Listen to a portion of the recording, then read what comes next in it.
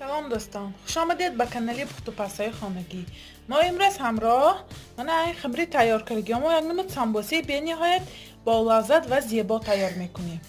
من خمیرهای 4 کنجه ریزه کردم الکی. من با آرد میکشم 4 کنجه کردم.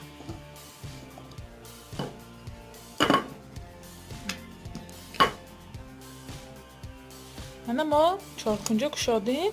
اکنون من طرزی بریده نشود. من چی میگیریم؟ یه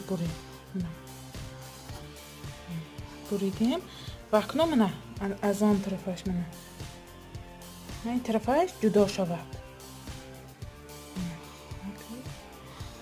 من بریدیم من اینجا جدا شود. البته فرش رو تیار کردم.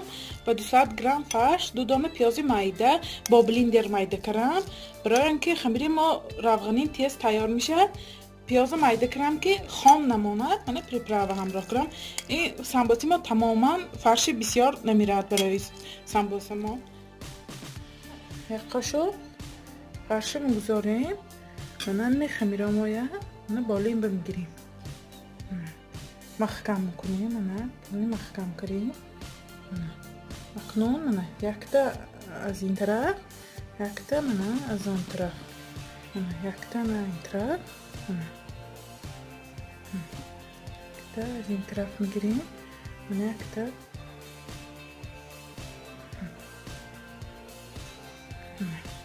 اکنون من با کارد برای یخیل شدنش من کارد مانده زیر کنید بسیار شروع محکم میشه.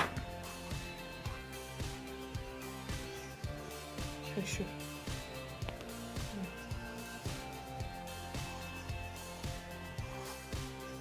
ترسی بریدنش نه از این طرف کن.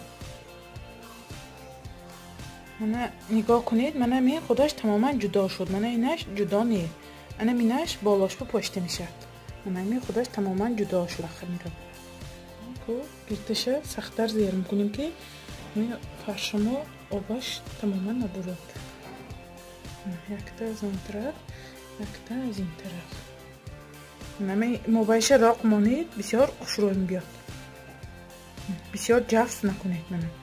من سیت کباین شود. من راق ماند بسیار خوشروی بیاد.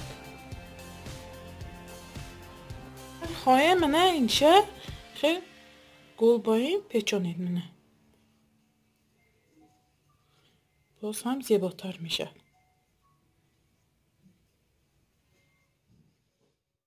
من سمبوسه ها را کشادم. اکنون تخم میمالیم.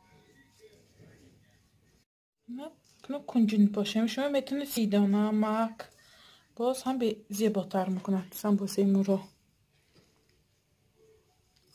اکنون با مدت 30-35 دقیقه با 200 درجه به تفتن میگذاریم. من سمبوسه های ما هم پختم.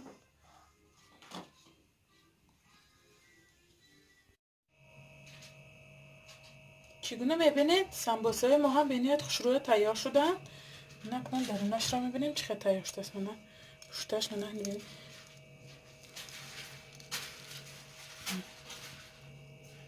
خمیرش به نهایت برقی به نهایت با لذت تیار شده. شما هم حتما برای نزدیکان خود تیار کنید. کانال ما را دستگیری کنید، پادپیستیه کنید و یار و دوستان را دعوت کنید. خیر تا ویدیوهای آینده در پناه خدا باشید.